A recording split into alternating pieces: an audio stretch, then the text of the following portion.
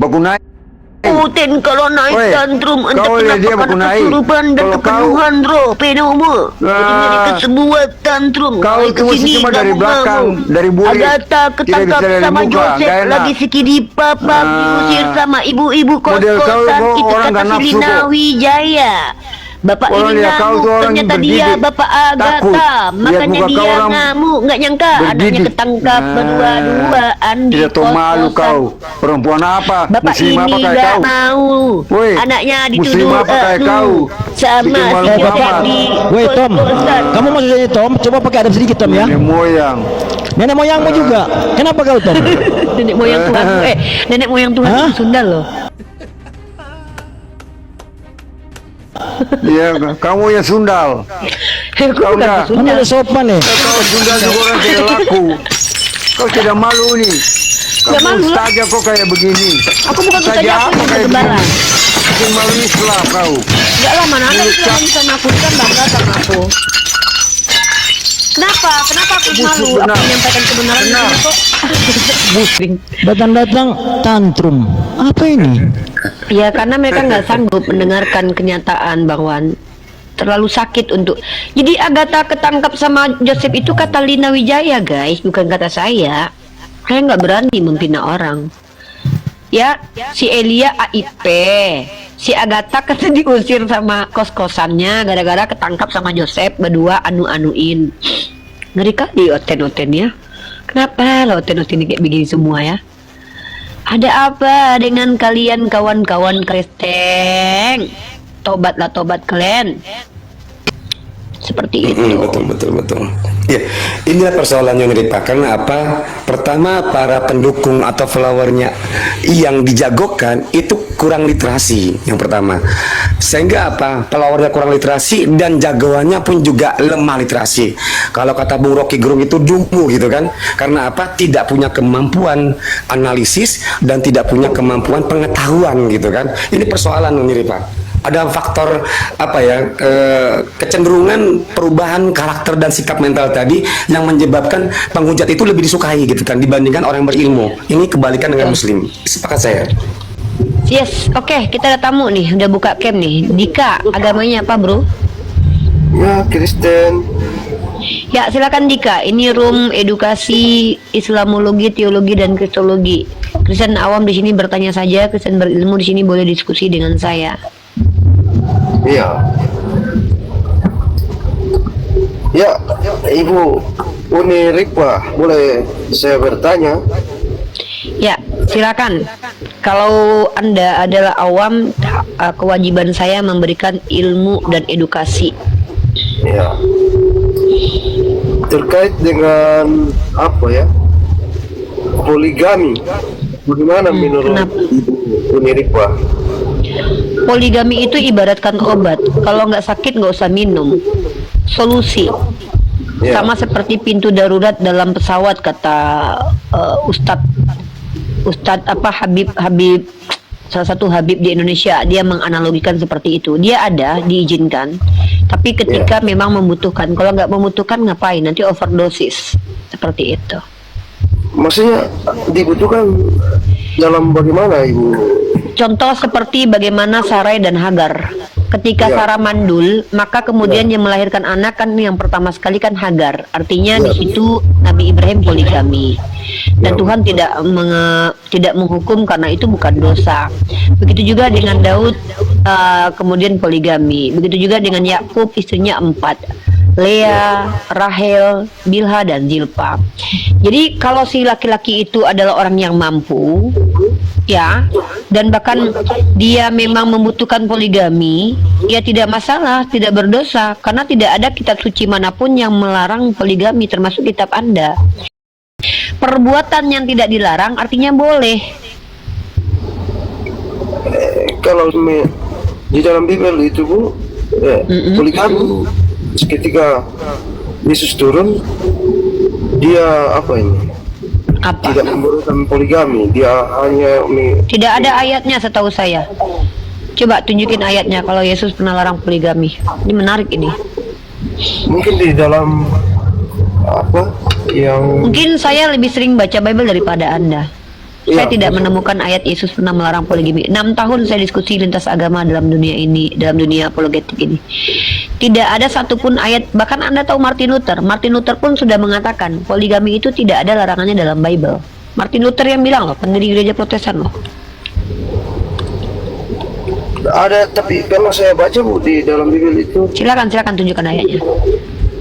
yang penting ada.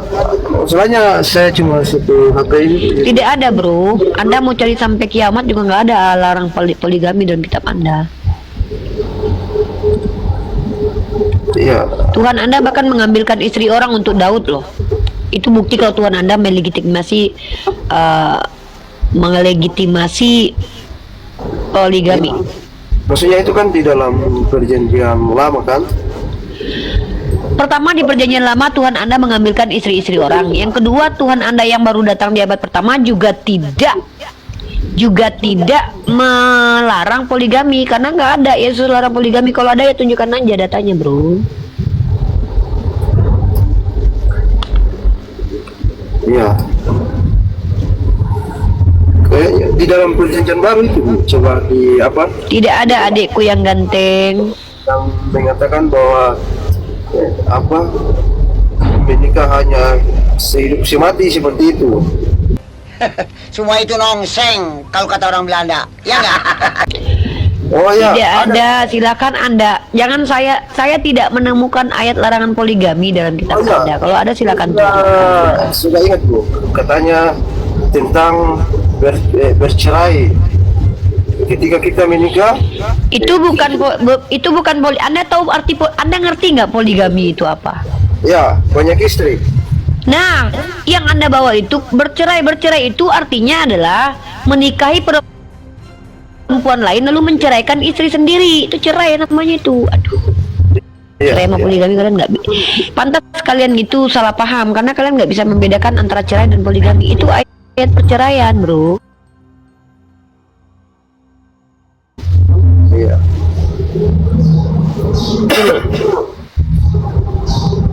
Jadi ya berarti poligami itu kalau orang yang mampu ya Iya dong.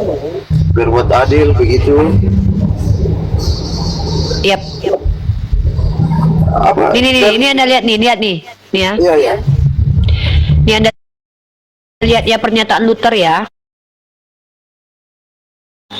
Iya. Atau Martin Luther. Iya tahu. Nah, Anda lihat di situs jurnal kitab WordPress ya, jurnal kitab. Nih. Iya. Diperbolehkan oleh kitab suci. Pada prinsipnya Luther terkenal menyatakan saya mengaku bahwa saya tidak dapat melarang seorang untuk menikahi. Iya, betul. Nah, Martin Luther itu dalam salah satu surat dan nasihatnya ya, dia mengakui bahwa kitab Bible tidak melarang secara prinsip poligami itu. Iya, Dalam sumbernya itu di sini nih, Luther Works volume 54 surat kedua tahun 1543 sampai 1546 halaman 294, surat kepada Philip dari Hesse. Tuh suratnya Luther tuh. Iya. Anda silakan cross check nih, Anda cari nih ya, Anda cari jurnal karya ilmiahnya, bukunya nih. Ya. Tapi ya saya mau bertanya lagi Bu, sebagai ibu Jangan. yang perempuan dari poligami itu, bagi seandainya ibu yang mengalami, apakah akan bersedia? Saya lagi cari istri untuk calon suami saya ini nih. Lagi sibuk nyari saya nih. Karena saya nanti sibuk. Saya nanti mau ngambil magister. Otomatis ketika saya punya suami, nanti suami saya akan banyak saya tinggal. Karena suami saya, ya dong. Kalau saya cari suami, nggak mungkin saya cari orang sembarangan lah. Pasti saya cari orang yang memang mampu menghidupi saya. Nah, saya ya sibuk juga. Saya kan wanita yang juga aktif. Saya seorang akademisi, akan meneliti nanti. Saya akan bekerja sama dengan pihak lembaga besar di Indonesia ini untuk meneliti inskripsi lah. Saya kan ninggalin dia nanti kalau saya nikah sama dia nanti. Saya justru lagi nyari poligamian buat ayang nih, buat calon ayang nih. Nah, tapi calon ayangnya entah tahu nih gimana nih, sanggup nggak dia nih? Ya, mudah-mudahan sanggup lah ya. Apakah ibu tidak akan cemburu begitu? Loh, kenapa? Saya kan malah dibantu sama perempuan nanti buat manja-manjain suami. Kalau saya lagi pengen keluar kota, ada istrinya satu lagi. Kan yang menikahkan saya. Saya kan perempuan aktif nih. Saya seorang pendakwah kristologi.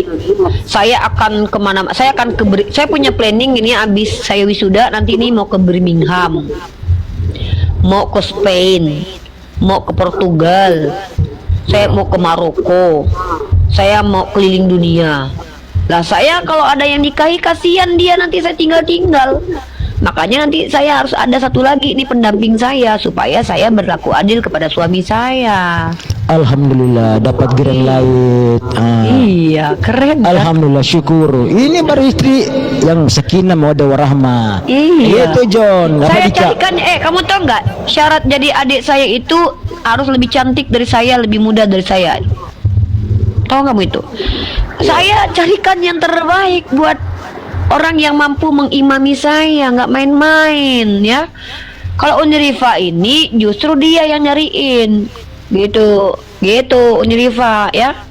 Kalau kamu tanya saya. Tapi laki-laki yang mana dulu yang menikahi saya? Kan laki-laki yang mampu. Kalau nggak mampu mundur gitu kan. Kalau mampu menafkahi saya dan menafkahi adik saya nanti harus ya, harus mampu. Kalau nggak mampu jangan. Gitu. Kalau Dika janganlah, Dika nggak mampu. Satu istri aja kayaknya Dika nggak mampu nih. Kalau dilihat dari wajahnya kayaknya nggak mampu. Betul. Janganlah. Itu hanya untuk laki-laki betul-betul laki-laki yang berguna buat peradaban, bukan laki-laki kemayu. Aduh, enggak banget kami umat Islam. Laki-laki yang kata kasarnya yang kaya lah begitu. Boleh juga dikatakan begitu, tapi sebenarnya bukan uang prioritas sih, tapi kemampuan dia dalam menghandle istri-istrinya. Ya. Dia mampu menghandle istri-istrinya. Ya. Kalau finansial itu udah pasti. Masa dia nggak mau kasih makan istri-istrinya? Mau kasih makan apa? Makan tepung kan nggak mungkin, ya kan? Lagi pula kalau istri-istri kayak saya ini makannya apa sih? Nggak ada satu bakul nasi lah, ya. Tapi pastinya laki-laki yang bertanggung jawab. Jadi kalau ditanya Unrifa mau dipoligami, mau kalau laki-lakinya tepat. Kalau laki-lakinya kayak si Tengel di bawah ini mau poligami, jangankan poligami, jempol gua aja nggak layak dinikahinya. Ya, sendal gua aja nggak layak dinikahinya. Ya, nih kayak Tengel ini nih. Ada di Kristen di bawah nih namanya Yani Tengel. Jangankan poligami dia, ya sendalku aja dilamarnya nggak ku izinin sendal jepitku buat jadi bininya. Serius. Gitu ya. Jadi begitu deh. Saya akan jelaskan sama Anda. Jika di mute dulu, ini saya Uni jelaskan ya. Iya. Kamu di dalam Al-Quran itu kami diberitahukan Zuyinnal linnasu syahwati minan nisa. Allah sudah beritahu, Allah sebagai pencipta manusia, tentu dia yang lebih tahu tentang manusia itu. Contoh, kamu punya handphone kan? Iya. Yang tahu password handphone kamu, yang tahu isinya tuh kamu atau saya? Saya sendiri. Bagus. Maka tentu Tuhan pencipta kita, dia yang tahu bagaimana psikologis kita, betul? Iya. Tuhan tahu kesenangan laki-laki itu adalah perempuan. Kamu senang perempuan nggak? Ya. Wah, ragu dia kalau dia senang perempuan. Wah, melambai ini abang. Jawab saja Dika. Suka cowok dia ternyata. Laki-laki. Dika suka cowok ternyata. Minum dulu nih ya, bismillah. Agak diragukan juga mereka kan, jangan-jangan mereka LGBT kan. Iya.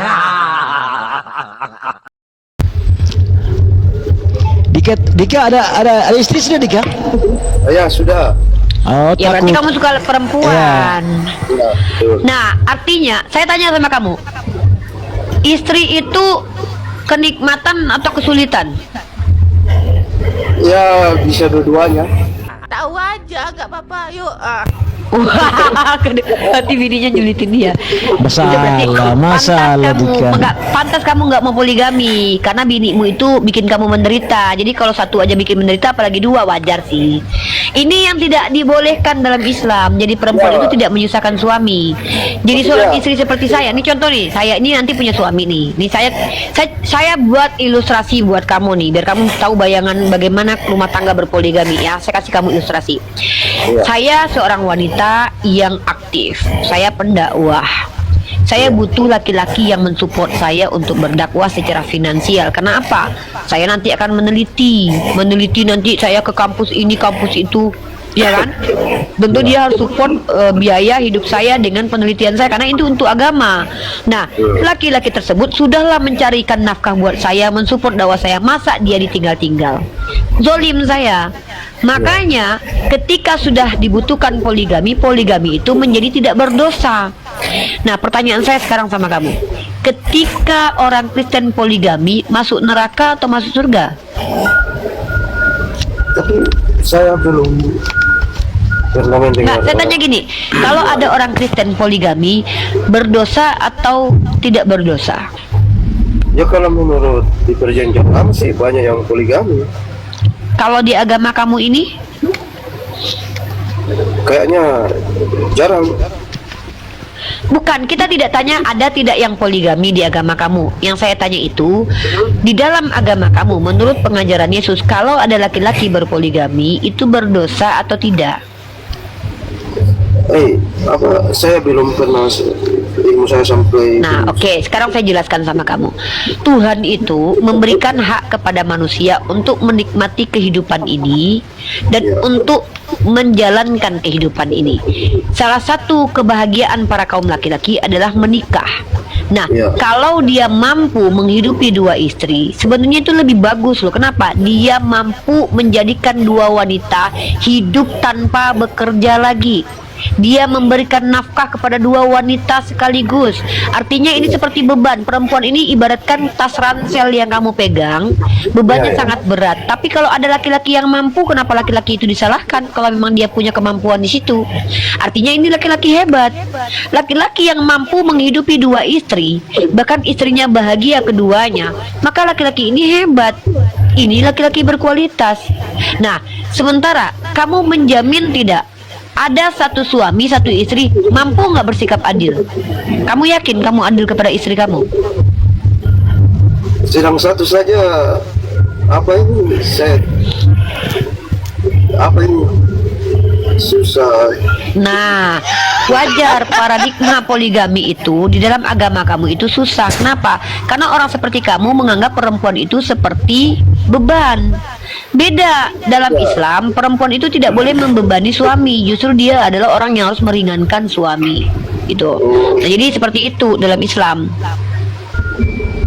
Paham? Nah, saya menikah dengan seorang laki-laki. Beliau pengusaha, beliau pekerja.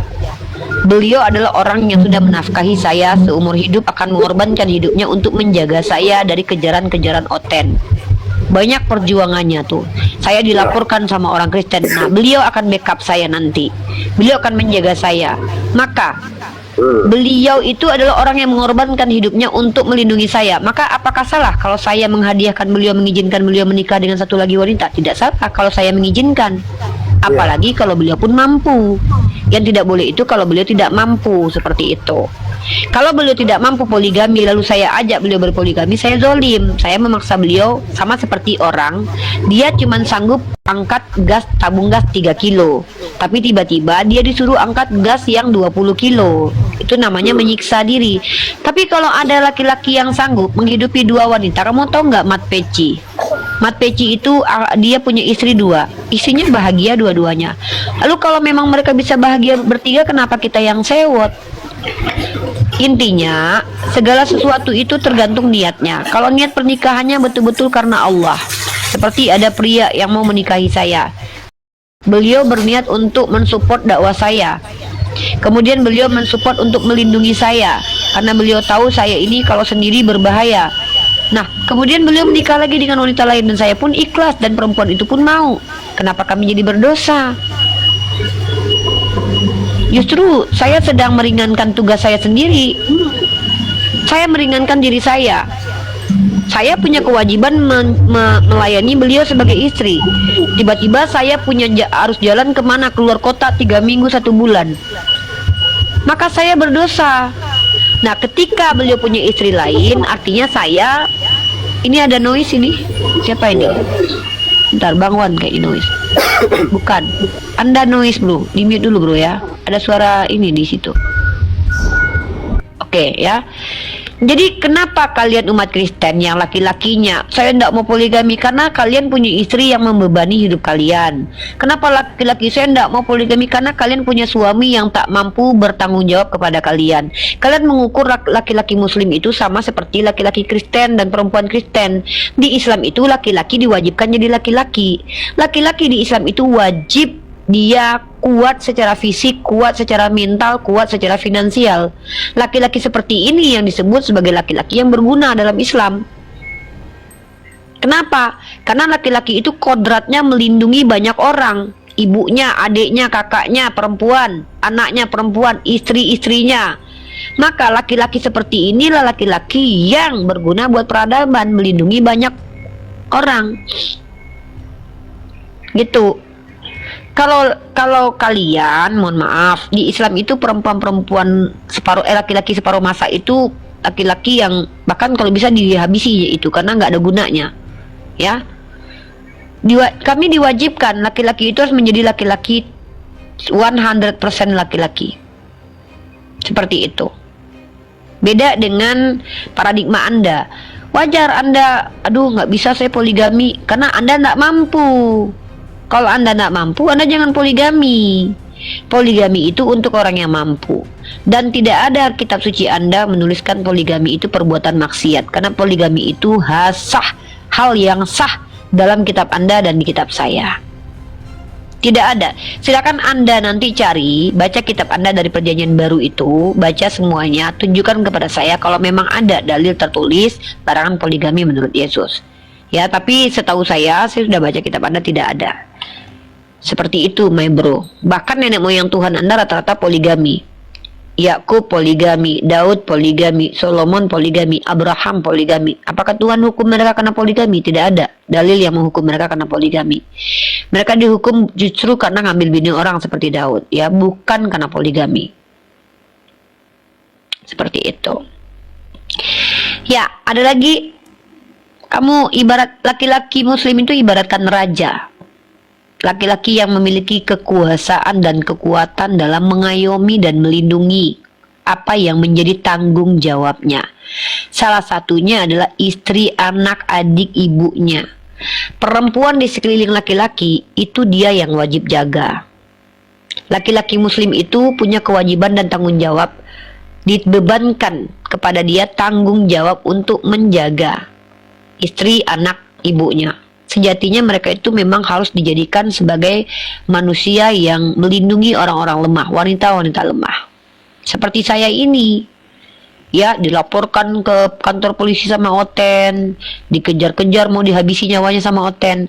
Kalau suami saya tidak mampu mentalnya, finansialnya, dan juga fisiknya melindungi saya, hancur saya. Gitu. Karena laki-laki yang punya value akan bersama dengan perempuan yang punya value juga, bro. Value itu bukan cuma omon-omon, value itu dibuktikan. Perempuan bervalue adalah perempuan yang tidak hanya mengejar duniawi. Laki-laki bervalue adalah laki-laki yang bisa membuktikan bahwa duniawi ini akan dia berikan kepada orang yang dia cintai. Itu kami. Jangan kok kayak Tante Mika ini separuh masa, laki bukan, perempuan bukan, nggak jelas ini. Gitu, Dika ya. Oke Dika, pertanyaan selanjutnya adekku.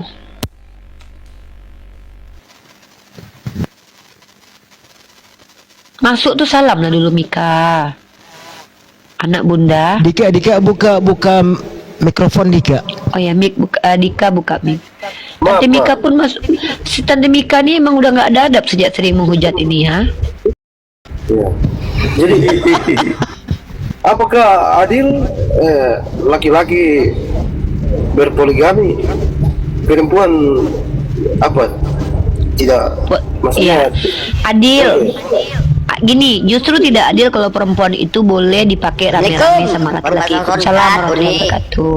Oh, gini deh, keadilan dalam Islam itu bukan setara, tapi sesuai dengan porsinya. Ya. Kamu kalau punya anak kembar laki-laki dan perempuan, kamu kasih hadiah sama atau beda? Kayaknya sama sih Bu, kalau untuk saya. Oh, jadi kalau misalkannya anak laki-laki mau minta robot-robotan, yang perempuan juga kamu kasih robot-robotan? Oh, pasti beda lah. Ah, itu. Jadi adil itu bukan sama ya, tapi sesuai dengan porsinya. Kalau kamu punya anak yang satu SMA, yang satu Ya. SD, kalau yang SMA kamu belikan motor, yang SD, yang TK juga kamu belikan motor kah? Maksudnya kita berbicara yang sama misalnya SMA. Iya, saya sedang menganalogikan keadilan itu tidak setara, tidak sama. Oh, Tapi iya, keadilan iya. itu sesuai porsinya. Laki-laki porsinya secara natural diizinkan untuk menikahi banyak perempuan.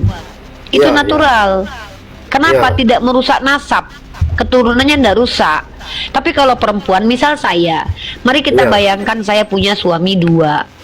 Iya. Saya tidur dengan si A, kemudian tidur Iya. lagi dengan si B. Pertama babak belur, karena secara fisik ya dong, secara Iya. fisik laki-laki dan perempuan beda. Kedua, nasabnya nanti rusak. Nanti saya bilang ini anaknya si A, anak si B. Kalau sekarang boleh lah ada tes DNA. Kalau dulu nggak ada tes DNA. Agama itu relevannya tuh sepanjang masa harusnya. Iya. Baik untuk sepanjang masa. Nah, makanya tidak layak perempuan itu dipakai rame-rame atau di poliandri, itu nggak layak, nggak patut Iya. dan nggak pantas. Justru itu sebuah kehinaan. Di Islam begitu. Maka keadilan Tuhan itu bukan setara, karena perempuan dan laki tetap beda. Kita tidak setara. Kita tidak setara secara natur, tapi kita setara dalam hak. Di dalam Al-Quran, perempuan itu setara dalam hak dicintai oleh Allah. Tapi dalam natur kita tidak bisa setara, karena pada faktanya laki-laki bukan perempuan, perempuan bukan laki-laki. Menurut kamu adil tidak kalau laki-laki dan perempuan tarung di MMA? Tidak. Good. Ya, artinya kamu sudah menangkap poin saya bahwa keadilan itu bukan sama, tetapi sesuai dengan porsinya. Nah, jadi kalau laki-laki dan perempuan tidak bisa tarung di MMA, artinya laki-laki tidak mungkin jadi perempuan, perempuan tidak mungkin jadi laki-laki. Jadi, tidak mungkin perempuan itu diizinkan poliandri, karena tidak pantas, tidak patut, tidak layak, dan itu justru merugikan si perempuan itu sendiri. Merugikannya. Oh iya. Silakan, Ya. apalagi yang mau ditanyakan? Mungkin saya Kalau bisa. saya boleh bertanya balik satu pertanyaan, boleh nggak? Ya bisa Ibu. Oke. Apa alasan kamu tetap jadi Kristen? Ya, pertama karena memang saya terlahir Kristen ya. Kedua? Kedua, ketika seringnya setiap manusia pasti sering mengalami kesulitan, dan ketika misalnya saya mengalami kesulitan, saya bergumul menurut agama saya dan akhirnya bisa lepas dari kesulitan itu. Jadi kamu bukan Kristen ini karena kamu mempelajari Bible ya? Bukan, memang saya terlahir dari Kristen. Oke, nggak apa-apa. Ya, artinya kamu beda ya. Kalau Unirifa ditanya kenapa Unirifa masih tetap jadi Islam, maka saya akan menjawab, selain saya terlahir sebagai Islam, saya membuktikan kebenaran Islam dengan belajar, dengan fakta-fakta yang ada. Bahwa Islam sepanjang peradaban justru adalah agama yang membangun peradaban menjadi jauh lebih baik. Karena Islam itu adalah satu-satunya agama yang mewajibkan pengikutnya untuk belajar. Dan juga Islam adalah satu-satunya agama yang mencoba menghentikan perbudakan pelan-pelan dengan memberikan aturan untuk memerdekakan budak. Di Kristen tidak ada itu. Di dalam Islam juga poligami itu sebelum Islam muncul bahkan tidak terbatas. Islam justru membatasi jumlah istri. Dulu sahabat Rasulullah istrinya lebih dari 4. Bahkan disuruh ceraikan sisanya, pilih mana yang 4, lainnya sisakan, diceraikan. Artinya Islam itu hadir saat peradaban itu sudah rusak, di mana perbudakan merajalela, laki-laki menikahi perempuan sesuka hatinya. Maka Islam hadir untuk membatasi, bukan melanjutkan yang sudah rusak, tapi memperbaiki yang rusak. Dulu tidak ada aturan menikah umur berapa. Yahudi itu boleh menikahi anak umur 3 tahun. Islam memberikan aturan, nikahilah perempuan itu di usia balik. Balik itu telah sampai dewasa, dengan ciri-ciri datangnya menstruasi. Di agama Anda tidak ada aturan begitu. Nah, kalau dikatakan sistem agama yang teratur dan mengatur kehidupan bersosial manusia dari bangun tidur sampai tidur lagi sampai mati, itu Islam lah dia. Kalau Kristen itu setahu saya tidak ada aturan. Yang paling banyak aturan itu di Taurat, di kitabnya di kitabnya orang Yahudi, kitab yang diklaim sebagai Taurat. Umat Kristen justru nggak ada aturan sama sekali, saya lihat. Dan aturan-aturan di perjanjian lama hampir sama dengan Islamnya, saya rasa ya. Beda jauh. Aturan dalam perjanjian lama itu aturan yang tidak relevan kalau diterapkan zaman sekarang. Kenapa? Berlebihan. Seperti perempuan kalau datang bulan, apa yang dipegang itu menjadi najis, karena perempuan itu jadi najis. Di Islam enggak, Rasulullah mengajarkan apabila istrinya datang bulan masih boleh disentuh, bahkan dicium pun masih boleh.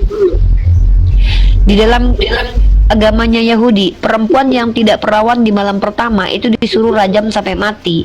Di Islam yang boleh dirajam adalah perempuan yang sudah bersuami, itu berzina, itu pun harus ada saksi mata yang melihat langsung sekitar 4 atau 2 orang, 4 orang kalau tidak salah, baru boleh dirajam. Begitu juga di Yahudi. Di Yahudi itu menyentuh mayat itu jadi najis. Di Islam sentuh mayat tidak najis, bahkan kami malah disuruh untuk memandikan jenazah orang tua kami. Jadi beda banget. Di Islam, di dalam kitabnya orang Yahudi, mata ganti mata, gigi ganti gigi. Di Islam, dalam Al-Quran surah An-Nahl aja ayat 125 dan ayat 126, diizinkan kami membalas setimpal, tapi lebih baik kami untuk bersabar. Gitu. Tidak diizinkan dalam Islam itu menikahi orang-orang yang mahram, yang menjadi mahramnya kami. Kalau di Kristen tidak ada aturan nikahi ini nikahi itu, karena hukum Taurat telah dibatalkan oleh Paulus, Efesus pasal 2 nomor 15. Mungkin sampai kalau tentang pernikahan kembali ke ini ya, perjanjian lama ya. Bagaimana cara perjanjian lama menikah yang kalian ikuti sebagai Kristen? Diteguhkan oleh imam-imam. Nah, inilah kenapa ajaran kalian itu tidak konsisten. Hukum yang lain kalian hilangkan, hukum yang satu kalian ambil. Itu namanya tidak konsisten kan. Sementara hukum Taurat itu untuk orang Yahudi, dan itu pun sudah dibatalkan oleh Paulus. Tapi nggak apa-apa lah. Saya pengen kamu belajar kayak kitabmu. Gimana kalau kamu tes untuk baca kitabmu mulai dari nanti besok atau kapanpun, kamu buka pelan-pelan kitabmu dari Kejadian sampai kitab Wahyu, kamu pelajari satu demi satu. Coba kamu lihat dalam kitab kamu itu apa isinya. Iya, waktu saya sudah membaca di perjanjian lama,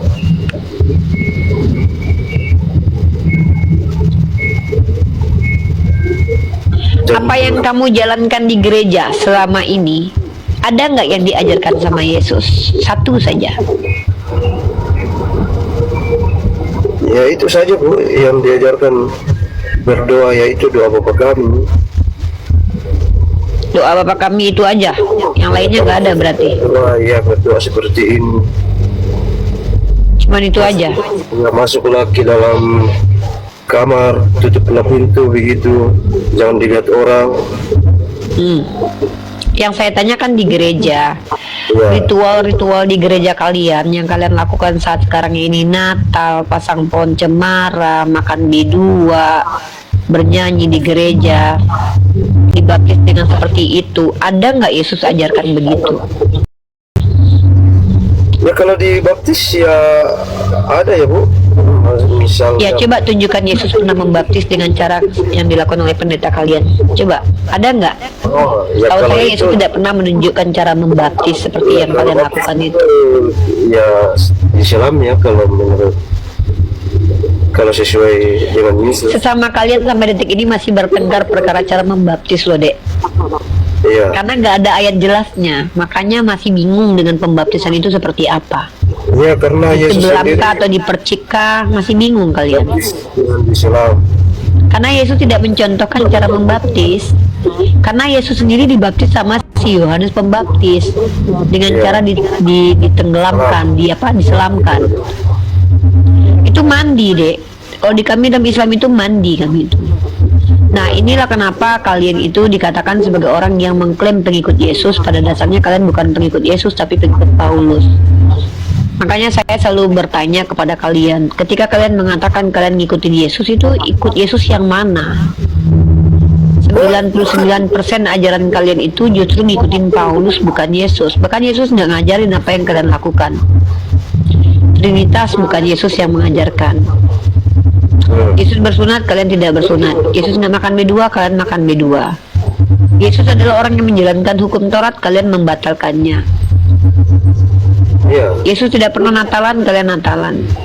Yesus tidak merayakan ulang tahunnya, bahkan tidak ada tertulis hari kelahirannya tanggal berapa di kitab kalian, malah kalian rayakan. Makanya saya bingung, kalian ini tuh ngakunya pengikut Yesus tapi kalian menafikan itu. Kalian klaim kalian pengikut Yesus, tapi pada dasarnya kalian adalah orang yang mengingkari Yesus, bukan mengikuti Yesus. Kalian mengingkari Yesus.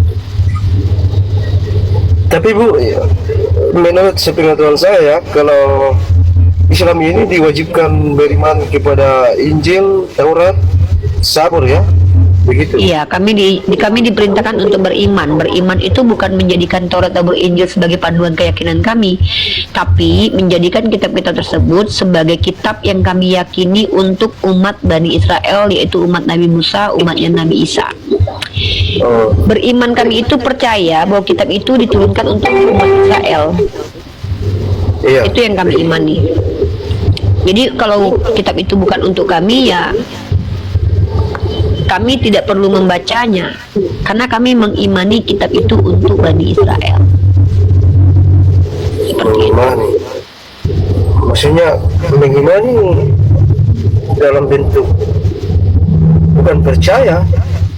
Mengimani itu percaya seperti yang diajarkan. Kami diperintahkan percaya bahwa kitab itu dari Allah untuk Bani Israel. Kami percaya kalau kitab itu untuk Bani Israel. Ya, maksudnya percaya kalau kitab itu ada kan? Kami percaya bahwa kitab Injil itu diberikan kepada Nabi Isa. Dan perlu kamu ingat, kitab itu artinya bukan buku saja loh.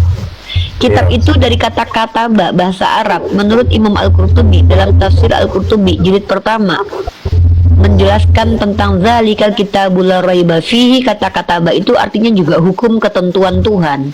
Jadi Injil itu adalah hukum dan ketentuan Tuhan. Apakah harus berbentuk buku? Tidak, karena juga berbentuk lisan. Sama seperti Nabi Muhammad mendapatkan kalimatullah, kalam ilahi dari bentuk lisan. Para nabi itu adalah orang yang firman Tuhan diletakkan di lisannya. Mereka tuh dihafalkan mereka. Kamu baca Ulangan pasal 18 lah. Nih ya. Jadi para nabi itu bukan bawa buku, bukan catat buku, tapi mendiktekan perkataan Tuhan. Nah, ini Ulangan 18 ayat 18. Semua nabi konteksnya begini. Kalau kalian percaya dengan kitabnya orang Yahudi, nih ya. Seorang nabi akan kubangkitkan bagi mereka dari antara saudara mereka seperti engkau ini. Aku akan menaruh firmanku dalam mulutnya. Apa maksudnya itu? Artinya perkataan Tuhan itu dilafazkan sebagaimana kami umat Islam melafazkan perkataan Tuhan setiap hari, dihafalkan. Maka ketika Anda bertanya, Injil itu apa? Injil itu adalah kalam ilahi yang diberikan kepada Nabi Isa. Iya. Maka apakah berbentuk buku? Bukan. Kenapa? Yesus berkata, segala firman yang kau berikan telah aku sampaikan kepada mereka. Artinya Yesus menyampaikan firman Tuhan dengan apa? Dengan lisan. Pengajaran yang dikeluarkan lisan Yesus, itulah yang disebut dengan kalam ilahi. Itulah Injil. Ya, dengan lidah ya. Iya, dengan hafalan. Ulangan 18 ayat 18. Jadi kalau kamu tanya mana Injil, ya saya nggak bisa tunjukin karena nabinya aja udah nggak ada. Iya Bu, tapi bagaimana kita tahu kalau tidak dalam berbentuk kitab? Kami tidak perlu tahu karena kami bukan orang Yahudi. Yang wajib menemukannya itu adalah orang Yahudi. Kami kenapa harus tahu? Kami kan tidak diperintahkan untuk membacanya. Kami diperintahkan untuk percaya bahwa kitab itu datang dari Allah untuk Nabi Isa, untuk pengikutnya, bukan untuk kami. Kami ada panduan Al-Quran. Kitab yang untuk kami adalah Al-Quran. Yang wajib kami baca adalah Al-Quran. Kalau Al-Quran hilang baru kami bingung. Kalau Injil itu untuk umatnya Nabi Isa masih putra Maryam. Begitu. Sama saja kan Al-Quran dengan Injil kan?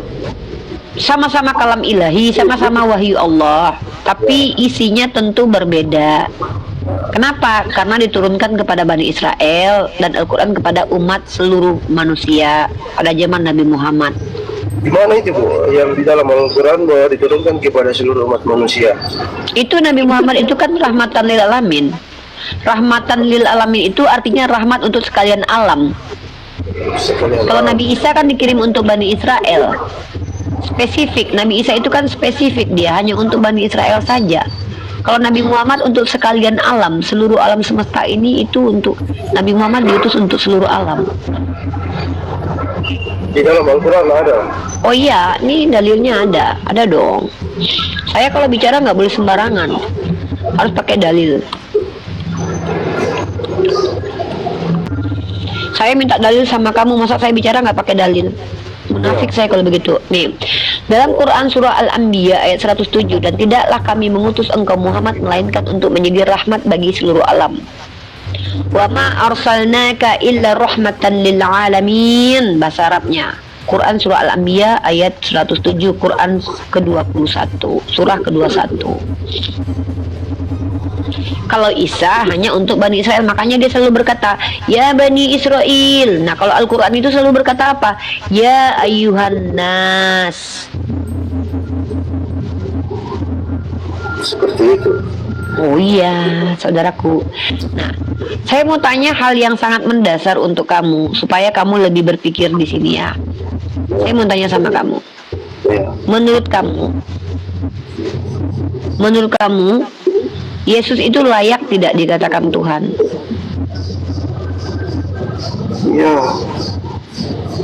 kalau saya baca di Bible sih, dia pernah juga mengatakan bahwa pernah dia kan dicoba iblis.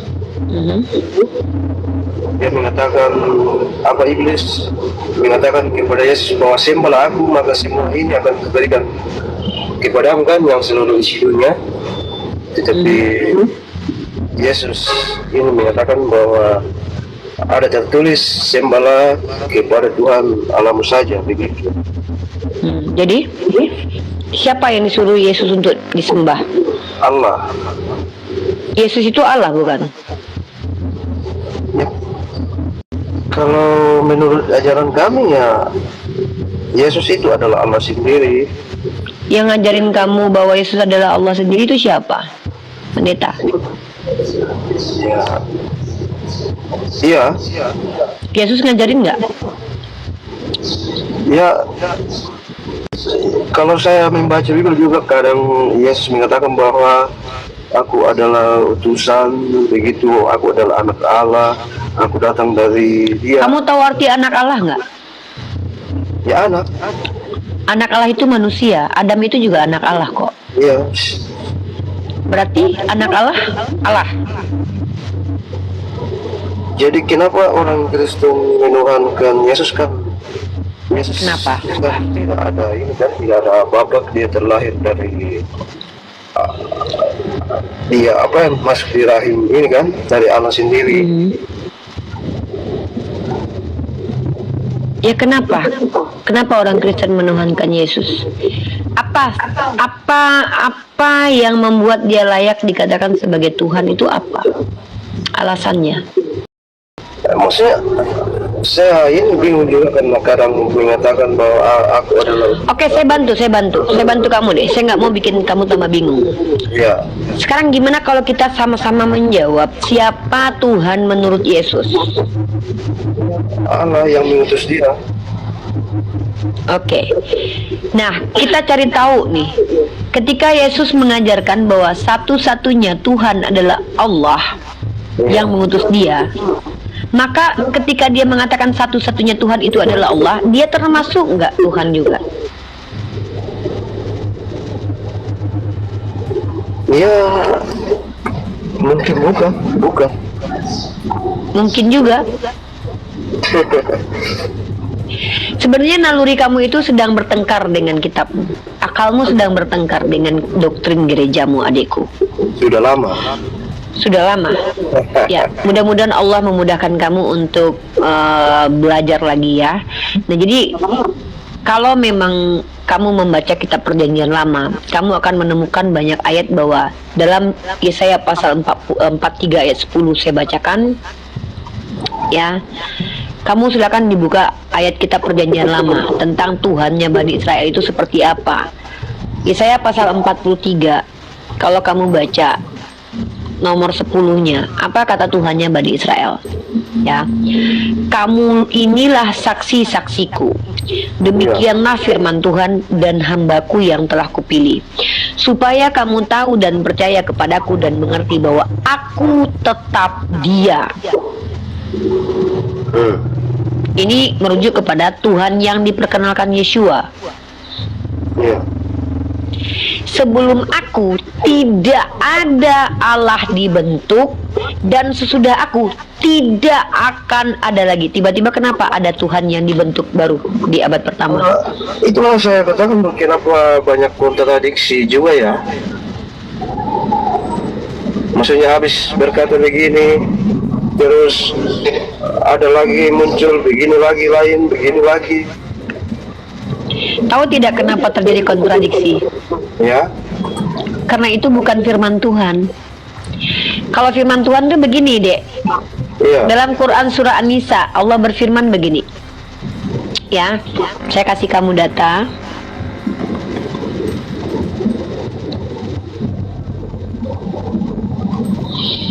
Quran surah An-Nisa ayat ke-82. Saya bacakan buat Anda. Ya. Saya bacakan terjemahnya, tapi sebelumnya saya bacakan ininya dulu, Arabnya ya. Bismillahirrahmanirrahim. Ini perkataan Allah kepada kamu. Allah memfirmankan ini untuk kamu nih. Afala yatadabbaruna al-Qur'an walau kana min 'indi ghairillah lawajadu fihi ikhtilafan katsiran. Lawajadu fihi ikhtilafan katsiran. Kata Allah gini nih, saya ulang ini. Iya. Patutkah kamu bersikap bahwa kamu ini menganggap bahwa Al-Quran ini datang dari Nabi Muhammad? Ini Allah sedang berbicara sama kamu nih, ya. Pantaskah kamu? Apakah kamu tidak memperhatikan? Apakah kamu tidak membaca Al-Quran? Ya tadabbarun Al-Quran, tidak mentadabur, tidak mengobservasi, tidak meneliti Al-Quran. Walau kana min indi ghairillah, karena seandainya min indi ghairillah, kalau Al-Quran ini bukan datang dari sisi Allah, maka tentulah banyak kontradiksi di dalamnya. Ini Tuhan saya lagi ngomong, Tuhan kita lagi ngomong nih sama kamu nih. Dika, apakah kamu tidak memperhatikan Al-Quran, Dika? Kalau Al-Quran ini bukan dari sisi Allah, tentu banyak kontradiksi seperti yang kamu bilang tadi di kitab kamu tadi. Maka kalau kamu mampu membuktikan kepada saya secara ilmiah, karya ilmiahnya ada, para ahli mampu mengatakan Al-Quran ada kontradiksi seperti Bible, saya siap ikut kamu jadi agama apakah gitu. Mau kejawen kita, ateis ke apa, silakan. Karena Tuhan saya yang challenge, Tuhan saya yang tantang. Tuhan saya menantang seluruh manusia mentadabur Al-Quran. Kalau memang Al-Quran ini adalah buatan Nabi Muhammad, kenapa kok nggak ada kontradiksinya, Dek? Masa Nabi Muhammad orang yang ummi, nggak pernah belajar, tiba-tiba mengarang bebas Al-Quran selama 23 tahun? Nggak ada kontradiksi, berarti hebat banget Nabi saya. Iya, yang saya tahu Nabi Muhammad itu buta huruf ya. Yes, maka tentulah itu bukan karangan dia, tentulah ini adalah firman Allah, Dek. Jadi itulah kenapa akalmu sudah berfungsi. Kau sudah tahu mana benar mana salah, adikku. Maka kewajiban Uni untuk menyampaikan ayat kepadamu. Bismillahirrahmanirrahim. Ya ayyuhan nasu budu rabbakumul ladzi khalaqakum walladzina min qablikum la'allakum tattaqun. Kata Allah, suruh saya bacakan ini kepada Anda karena Allah saya berfirman kepada Nabi Muhammad, Iqra. Iqra itu lafazkan, sampaikan. Ya, apa yang harus saya sampaikan? Apa kata Allah saya? Ya ayuhan nas, wahai manusia, wahai Dika. Ya ayuhan nas, u'budu rabbakumul ladzi khalaqakum. Ya Dika, sembahlah Tuhan yang menciptakan kamu dan menciptakan orang sebelum kamu agar kamu bertakwa kepada Allah, Dika. Ya, Yesus juga mengatakan seperti itu. Masya Allah, good. Tapi Pertanyaan saya sekarang, ya, pertanyaan saya nih. ya. Apa alasan kamu tidak menjadi seorang muslim?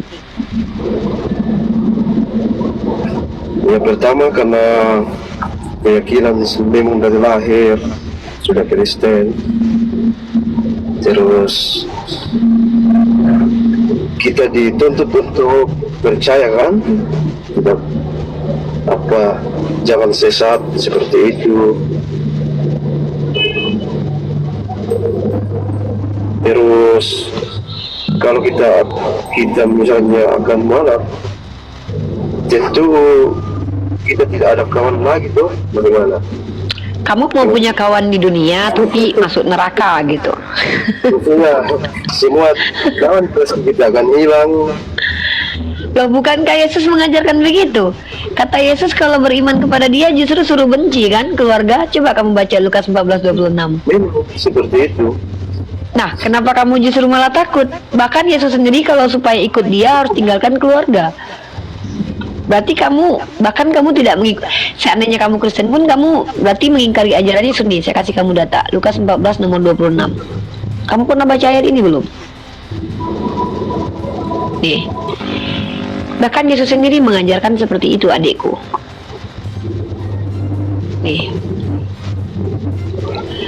Jikalau seorang datang kepadaku dan ia tidak membenci bapaknya, ibunya, istrinya, anak-anaknya, saudara-saudaranya, laki-laki atau perempuan, bahkan nyawanya sendiri, ia tidak dapat menjadi muridku. Bahkan di dalam Kristen, kalau tidak bisa membenci keluarga, justru nggak bisa jadi pengikut Yesus. Iya. Kenapa harus benci? Tanya Yesus lah. Apakah maksudnya meninggalkan? Ya benci ya, meninggalkan nggak selamanya benci kan. Meninggalkan itu kan contoh kamu pergi berlayar. Emang kamu meninggalkan istri kamu sambil benci kan? Enggak. Benci itu kan sebuah perasaan yang ada dalam jiwa kita. Atau salah terjemahan begitu? Tidak, itu dari kata benci di situ dari kata miseo. Tepat Miseo. seperti artinya. Membenci begitu. Kamu tahu tidak kenapa ayat ini jadi aneh? Karena ini bukan firman Tuhan, adikku. Ini adalah karangan manusia yang tidak jelas namanya siapa, tapi diklaim sebagai firman Tuhan. Itu fakta. Iya. Maksudnya saya juga ini kan meskipun saya Kristen tapi saya juga terus Belajar terus, adikku. Kebenaran begitu ya. Ya, adikku, belajarlah terus sampai kamu betul-betul tahu bahwa kebenaran itu tidak akan bertentangan dengan akal, tidak Ya, akan bertentangan dengan hati nurani. Tidak ada kontradiksi begitu kan? Tuhan saya janjikan itu tentang Al-Quran. Afala yatadabbaruna Al-Quran, kata Allah. Bagaimana mungkin Nabi Muhammad mengarang bebas tiba-tiba tak terbantahkan sampai ribuan tahun? Iya. Maka ini bukan dari manusia, deh. Pasti dari Tuhan. Bisa saya bertanya sekali lagi Bu, apa itu 1001 pertanyaan buat kamu. Saya spesialkan buat kamu nih. tentu orang beragama kan semuanya akan ingin mencapai surga ya.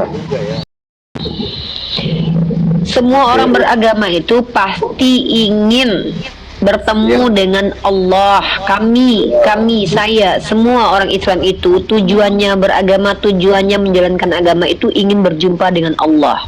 Iya. Terus di surga Islam itu sendiri bagaimana Bu? Di surga Islam itu Allah menjanjikan kenikmatan yang belum pernah terlihat oleh mata, didengarkan oleh telinga. Ya. Dan kenikmatannya itu sesuai natur. Nah, bayangkan nanti kamu Iya. di dunia ini kamu menikmati pernikahan dengan istrimu yang cantik.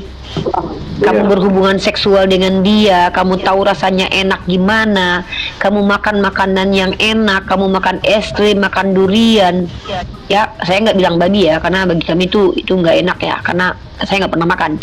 Terus kamu menikmati makan makanan yang selama ini enak, tiba-tiba kamu direnggut semua itu dari hidupmu, dan kamu hidup di tempat yang tidak menikmati apa-apa dan kekal selama-lamanya. Maaf dek, saya lebih baik nggak masuk surga kamu deh daripada mati bosan di surgamu. Di surganya Islam, apa yang kita nikmati? Ini contoh ya, saya dengan suami saya nanti, saya disibukkan dengan dunia saya, beliau juga disibukkan dengan dunia beliau. Waktu kami sedikit untuk berkasih sayang, tapi kami harus berjuang. Beliau harus membesarkan bisnisnya, saya harus berdakwah terus. Maka saya dan beliau ada waktu jeda kami untuk berkasih sayang.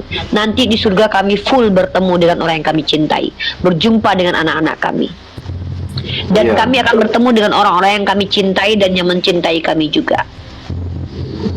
Bahkan kami diberikan makanan yang memang makanan yang kami nikmati, yang pernah kami nikmati, tapi rasanya tentu berbeda dengan yang ada di dunia, karena tentu lebih kualitasnya lebih daripada itu. Jadi kalau ditanya nanti di surga seperti apa, kamu tahu manusia ini makhluk sosial kan?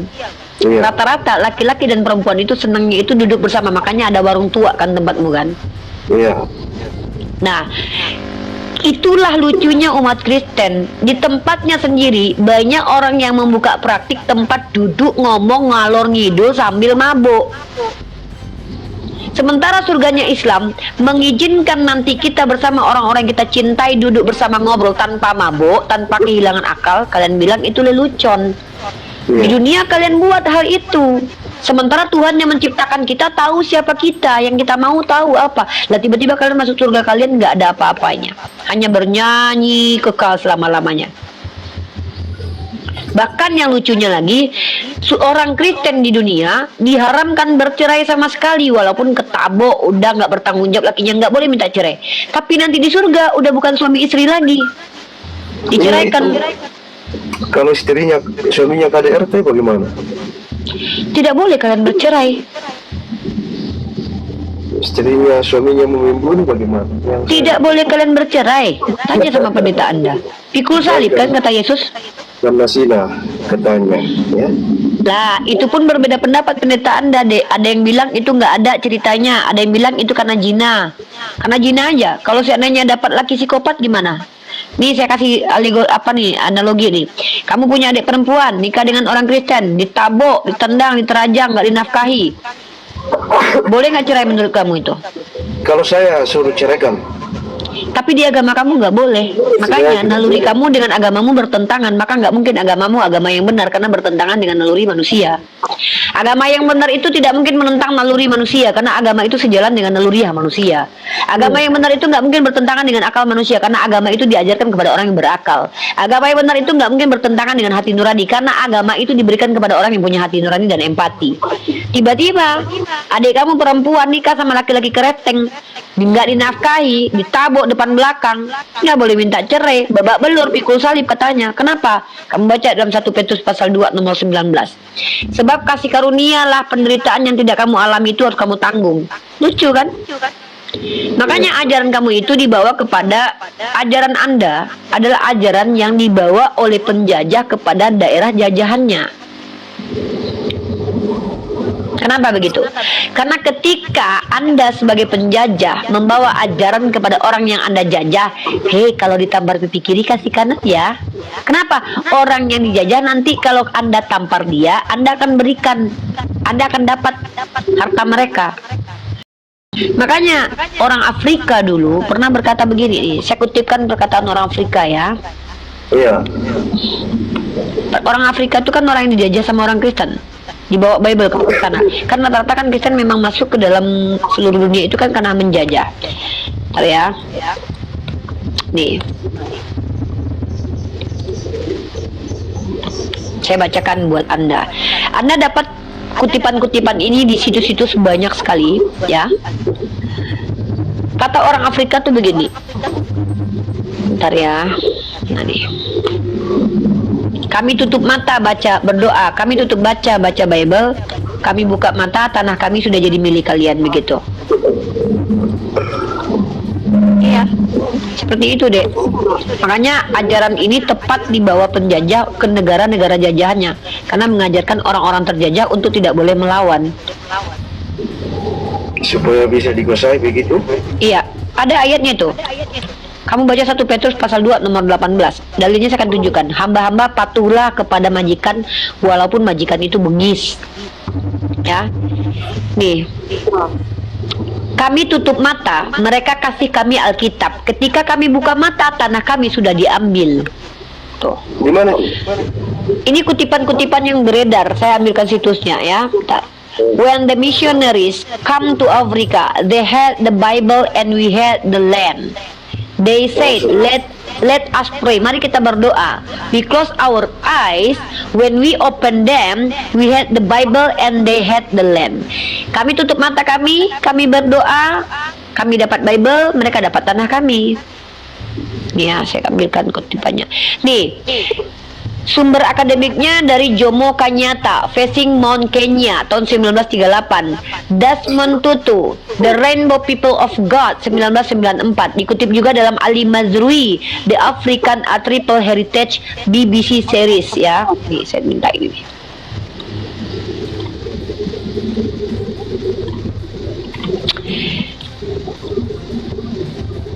Oh ya, tentunya itu sumber dari Afrika ya. Ya itu kita literatur baca deh, baca literatur. Kamu akan tahu dalam The African A Triple Heritage. Di situ ada kutipan-kutipan orang Afrika terkait tentang pernyataan mereka. The African A Triple Heritage ini dia. Iya. Ya. Dari Ravensbourne University London, The African A Triple Heritage, BBC. Ya, ini kamu bisa cross check di sini.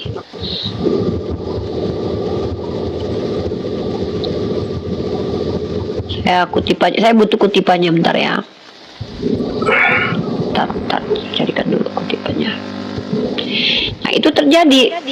Makanya agama Anda itu agama yang tepat dibawa penjajah kepada negara jajahannya, karena mengajarkan untuk budak-budak itu supaya patuh.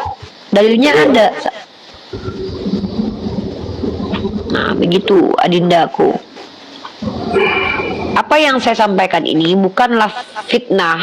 Dan Anda tahu tidak, sepanjang sejarah, Saya tahu. kalau Kristen itu agama yang benar, maka kenapa Kristen paling banyak menghancurkan sejarah peradaban manusia? Kamu tahu 500 tahun inkuisisi terjadi. 400 tahun perburuan penyihir, perempuan dibakar hidup-hidup karena dituduh penyihir oleh umat Kristen. Asimilasi paksa di Kanada, Filipina dan Afrika, pemaksaan kehendak. Genosida kaum pribumi aborigin di Australia, suku Indian di Kanada. Siapa yang menghabisi mereka? Kristen. Apakah ada orang Islam ketika masuk ke Indonesia orang Hindu punah? Orang Buddha punah? Tidak. Hindu masih ada. Karena Islam masuk bukan dengan menjajah, tapi dengan apa? Dengan berdagang dan menikah dan berakhlak. Kalau memang Kristen agama yang benar, kenapa seperti itu? Perang salib berapa tahun itu? Kamu tahu perang salib itu kenapa? Perang salib itu adalah perang yang digagas oleh Paus Urbanus kedua. Untuk apa? Untuk merampas kembali makam Tuhan dari tangan orang Islam katanya. Padahal orang Islam tidak merampok Yerusalem. Orang Islam itu bisa menguasai Yerusalem gara-gara Umar Ibnu Khattab mengambil kunci Yerusalem di tangan Sopronius. Nah, 300 tahun lamanya Yerusalem di bawah pimpinan Islam itu senang, bahagia. 3 agama hidup berdampingan. Kristen ke gereja, Yahudi ke sinagog, Islam ke masjid. Kemudian datang tentara salib. Nggak ada perang Ka'bah, nggak ada perang Al-Quran, yang ada tuh perang salib. Kemudian 372 tahun orang-orang aman dihancurkan oleh tentara salib, adikku.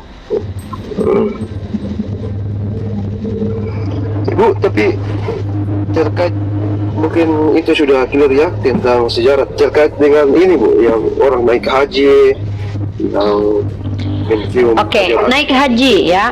Naik haji itu adalah sebuah ritual di mana Allah mengajarkan kami banyak hal dalam ritual tersebut. Itu perintahnya ada di Al-Quran. Sebenarnya kami berziarah kemana? Berziarah ke tempat yang Allah sucikan. Nah, itu juga dilakukan oleh Musa di dalam kitab Perjanjian Lama. Namanya berhagap. Ya. Ya, kayak ambilkan dalilnya bentar. Jadi rata-rata Musa Daud itu pergi berziarah, ya. 13. Dan itu pun tidak wajib bagi yang mampu. Tapi kenapa ya Bu harus desak-desakan begitu ya? Sebenarnya kalau kita bicara desak-desakan, tidak pasti harus desak-desakan. Kan kamu bayangkan umur saya 38 tahun. Masa sepanjang hidup saya tidak bisa ke Mekah itu sengaja untuk desak-desakan, tidak, karena saking banyaknya orang ke sana. Ada orang yang berulang-ulang ke sana, dari seluruh dunia orang ke sana, makanya terlihat desak-desakan. Tapi saya dalam Islam, saya sendiri nih, kalau saya sempat naik haji, saya tidak akan mau melakukan ritual yang merugikan diri saya sendiri gitu loh. Karena Allah dalam Al-Quran surah Al-Baqarah ayat 286 itu berkata, la yukhallifullahu nafsan illa wus'aha. Allah tidak membebani kalian melainkan semuanya sesanggup kalian gitu. Sebenarnya tidak apa, cuman karena memang kondisi dan situasinya semua pada pergi ke sana pada waktu itu gitu loh. Makanya diaturlah sama orang-orang yang ada di situ supaya tidak menimbulkan korban begitu. Ada aturannya, makanya kami punya kuota tuh supaya nggak terlalu berlebihan. Ya, seperti ini udah diatur sama pemerintah di Arab Saudi. Itu bukan apa? Percuma dong Bu ke sana kalau memang tidak bisa mencapai itu kan? Enggak juga. Siapa bilang tidak ada kewajiban memegang batu hajar aswad? Jadi diwajibkan itu melakukan rukun hajinya. Dan rukun haji itu tidak merugikan diri sendiri, tidak merepotkan. Bahkan saya sempat melihat ada video yang kemarin seorang perempuan yang mau mencium hajar aswad itu dilecehkan. Saya berpikir dalam hati, kenapa ya katanya? Ya salah dia, kan tidak diwajibkan mencium batu hajar aswad. Kenapa dia ngotot mau mencium batu hajar aswad? Kenapa ya? Katanya ini tempat suci, kenapa ada orang yang bisa berbuat? Itu bukan agamanya yang salah, dianya. Di dalam Islam tidak diwajibkan mencium batu hajar aswad. Yang diwajibkan itu melakukan rukun-rukun haji. Maksudnya perempuan itu yang salah, kenapa dia ini bukan? Ya, pertanyaannya sekarang begini, yang diwajibkan itu apa gitu?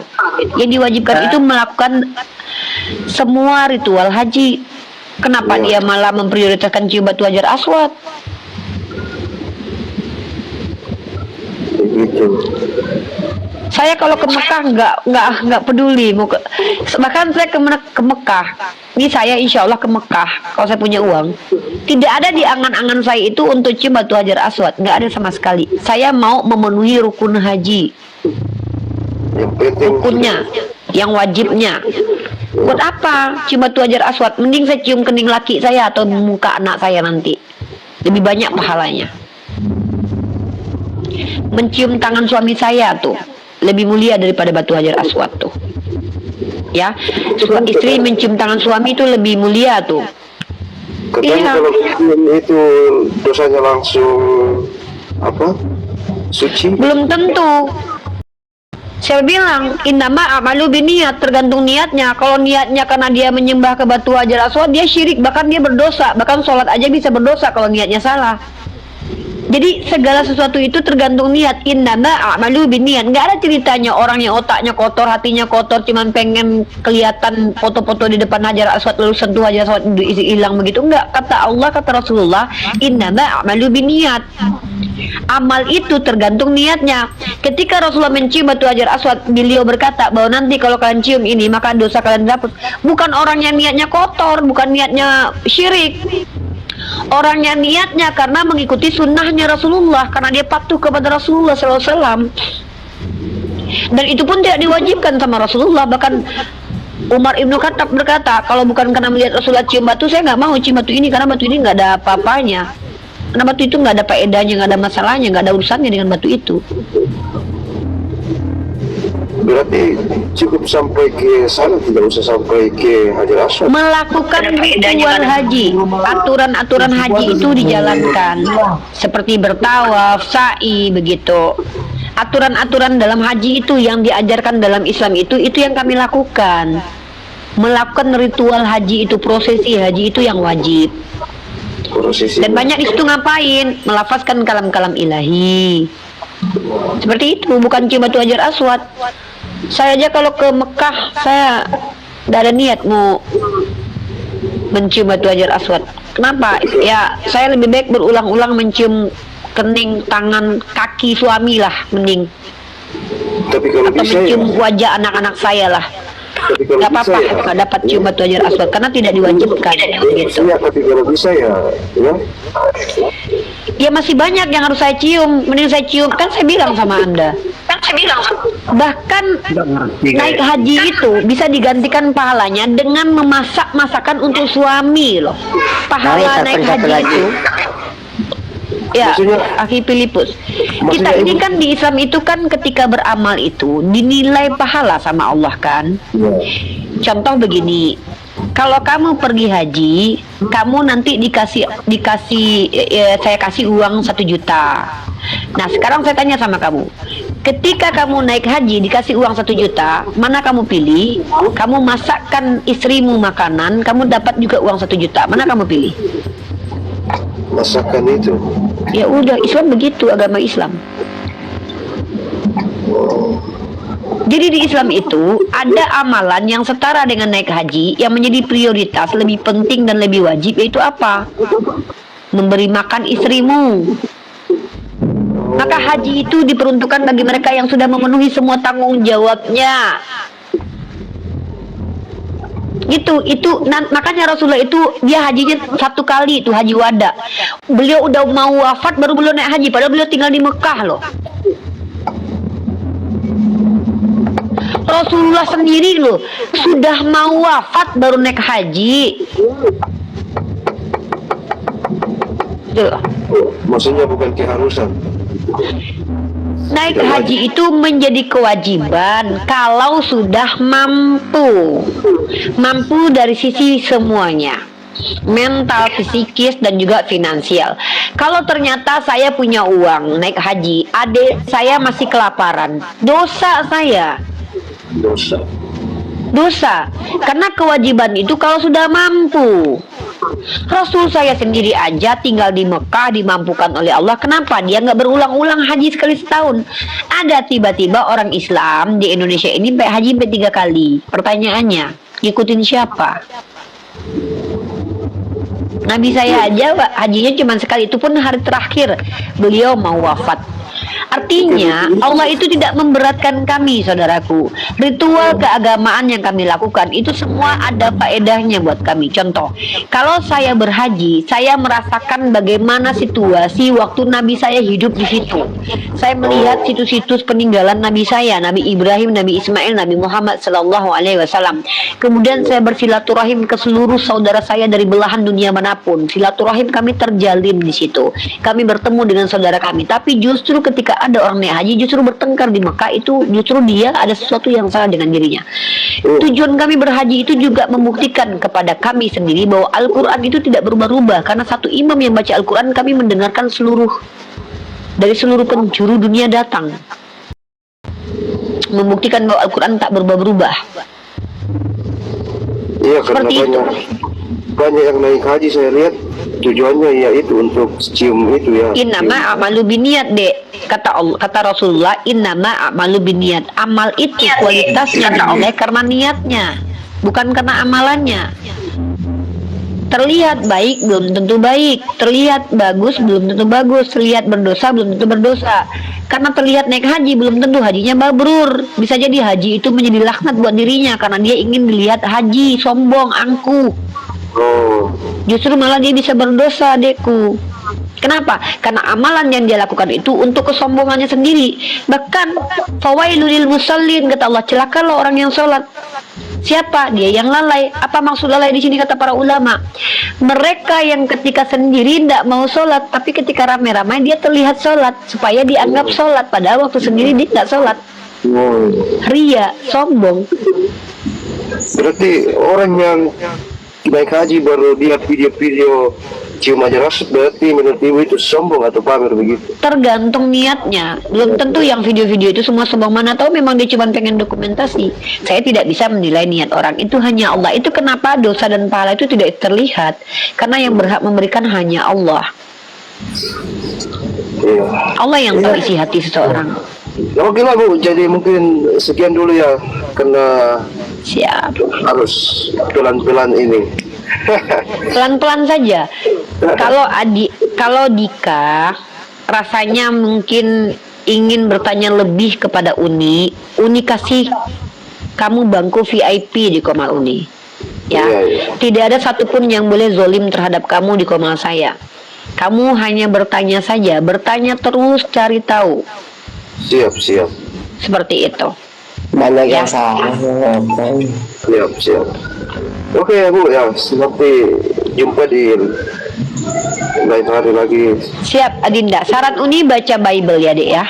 Kamu Iya. baca Bible, kamu cari tahu ayat dari kitab Kejadian sampai Wahyu. Kamu baca itu betul-betul, nanti kita diskusikan bersama, oke? Siap. Ya. Salam toleransi, sehat selalu buat Dika. Semoga Allah memberikan hidayah kepada Anda. Semoga Allah memudahkan Anda mendapatkan apa yang Anda cari ya.